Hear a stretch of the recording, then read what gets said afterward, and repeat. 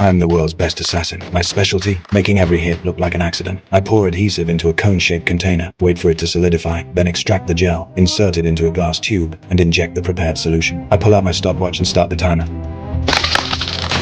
As a top-tier assassin, I plan every detail down to the second. This time, my target is a mining tycoon living in a penthouse downtown. I time his swim schedule perfectly, slip into an apartment below, crack open the window with my tools, and scale up the building like Spider-Man. Using suction cups, I position myself over the center of his pool, drill a hole, insert the gel, and inject the solution. The whole operation flows smoothly, done in minutes. Now I just wait for my prey to walk into the trap.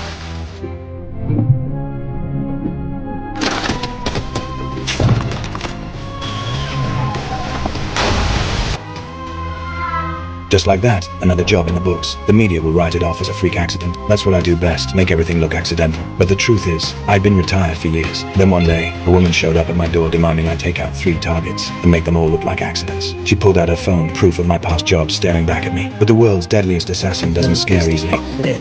Her backup moved in fast, but I quickly taught them with my fists what a real killer looks like. Seeing more reinforcements flooding in from below, I bolted, dove into a hang glider, and made my escape.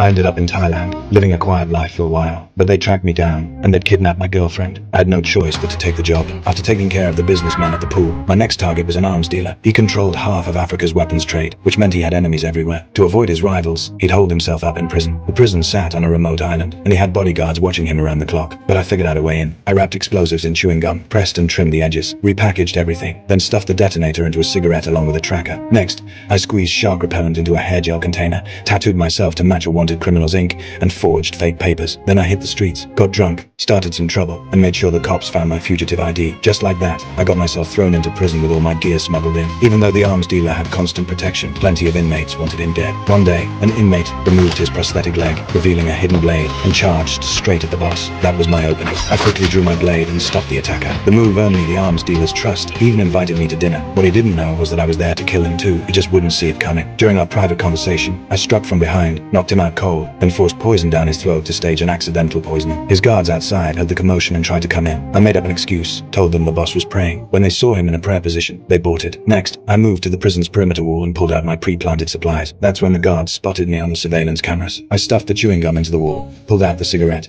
extracted the fuse, inserted it, and lit it up. Then I swallowed the tracking capsule and applied the shark repellent I prepared. As the wall exploded open, I bolted through the gap and dove straight into the ocean.